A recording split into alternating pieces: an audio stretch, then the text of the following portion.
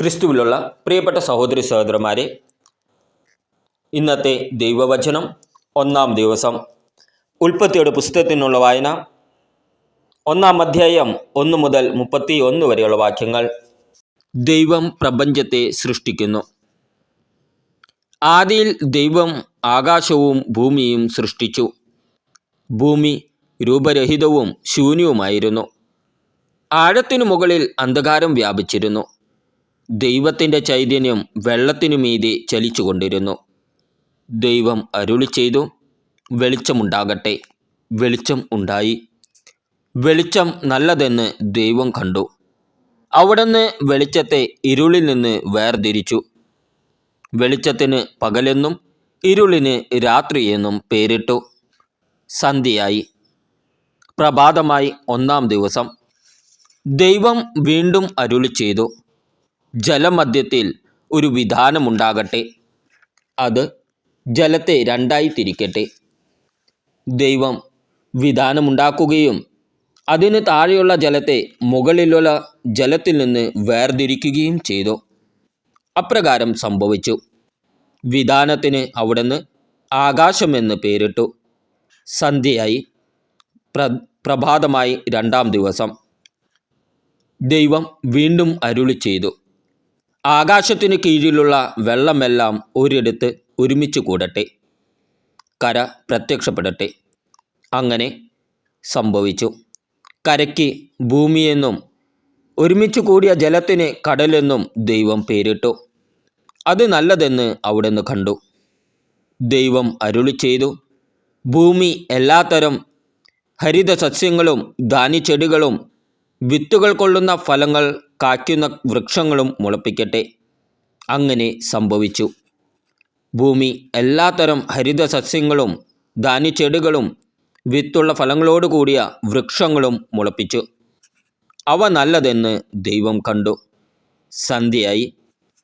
പ്രഭാതമായി 3 ദിവസം. ദൈവം വീണ്ടും അരുളി ചെയ്തു, രാവും പകലും വേർതിരിക്കാൻ ആകാശവിധാനത്തിൽ പ്രകാശങ്ങൾ ഉണ്ടാകട്ടെ. അവ ഋതുക്കളും ദിനങ്ങളും വർഷങ്ങളും കുറിക്കുന്ന അടയാളങ്ങളായിരിക്കട്ടെ. ഭൂമിയിൽ പ്രകാശം ചൊരിയാൻ വേണ്ടി അവ ആകാശവിധാനത്തിൽ ദീപങ്ങളായി നിൽക്കട്ടെ. അങ്ങനെ സംഭവിച്ചു. ദൈവം 2 മഹാദീപങ്ങൾ സൃഷ്ടിച്ചു. പകലിനെ നയിക്കാൻ വലുത്, രാത്രിയെ നയിക്കാൻ ചെറുത്. നക്ഷത്രങ്ങളെയും അവിടുന്ന് സൃഷ്ടിച്ചു. ഭൂമിയിൽ പ്രകാശം ചൊരിയാനും രാവിനെയും പകലിനെയും നിയന്ത്രിക്കാനും വെളിച്ചത്തെ ഇരുളിൽ നിന്ന് വേർതിരിക്കാനും ദൈവം അവയെ ആകാശവിധാനത്തിൽ സ്ഥാപിച്ചു. അത് നല്ലതെന്ന് ദൈവം കണ്ടു. സന്ധ്യയായി. പ്രഭാതമായി 4 ദിവസം. ദൈവം വീണ്ടും അരുളി ചെയ്തു, വെള്ളം ജീവജാലങ്ങളെ പുറപ്പെടുവിക്കട്ടെ. പക്ഷികൾ ഭൂമിക്ക് മീതെ ആകാശവിധാനത്തിൽ പറക്കട്ടെ. അങ്ങനെ ദൈവം ഭീമാകരങ്ങളായ ജലജന്തുക്കളെയും കടലിൽ പറ്റം ചേർന്ന് ചരിക്കുന്ന സകലവിധ ജീവികളെയും എല്ലാത്തരം പക്ഷികളെയും സൃഷ്ടിച്ചു. അവ നല്ലതെന്ന് അവിടുന്ന് കണ്ടു. ദൈവം അവയെ ഇങ്ങനെ അനുഗ്രഹിച്ചു, സമൃദ്ധമായി പെരുകി കടലിൽ നിറയുവിൻ. പക്ഷികൾ ഭൂമിയിൽ പെരുകട്ടെ. സന്ധ്യയായി. പ്രഭാതമായി 5 ദിവസം. ദൈവം വീണ്ടും അരുളി ചെയ്തു, ഭൂമി എല്ലാത്തരം ജീവജാലങ്ങളെയും കന്നുകാലികൾ, ഇഴജന്തുക്കൾ, കാട്ടുമൃഗങ്ങൾ എന്നിവയെ പുറപ്പെടുവിക്കട്ടെ. അങ്ങനെ സംഭവിച്ചു. അങ്ങനെ ദൈവം എല്ലാ ഇനം കാട്ടുമൃഗങ്ങളെയും കന്നുകാലികളെയും ഇഴജന്തുക്കളെയും സൃഷ്ടിച്ചു. അവ നല്ലതെന്ന് അവിടുന്ന് കണ്ടു. ദൈവം വീണ്ടും അരുളി ചെയ്തു, നമുക്ക് നമ്മുടെ ഛായയിലും സാദൃശ്യത്തിലും മനുഷ്യനെ സൃഷ്ടിക്കാം. അവർക്ക് കടലിലെ മത്സ്യങ്ങളുടെയും ആകാശത്തിലെ പറവകളുടെയും നാൽക്കാലികളുടെയും ഭൂമി മുഴുവൻ്റെയും ഭൂമിയിൽ ഇഴയുന്ന സർവ്വജീവികളുടെ മേൽ ആധിപത്യം ഉണ്ടായിരിക്കട്ടെ. അങ്ങനെ ദൈവം തൻ്റെ ഛായയിൽ മനുഷ്യനെ സൃഷ്ടിച്ചു. ദൈവത്തിൻ്റെ ഛായയിൽ അവിടുന്ന് അവനെ സൃഷ്ടിച്ചു. സ്ത്രീയും പുരുഷനുമായി അവരെ സൃഷ്ടിച്ചു. ദൈവം അവരെ ഇങ്ങനെ അനുഗ്രഹിച്ചു: സന്താനപുഷ്ടിയുള്ളവരായി പെരുകുവിൻ, ഭൂമിയിൽ നിറഞ്ഞ് അതിനെ കീഴടക്കുവിൻ.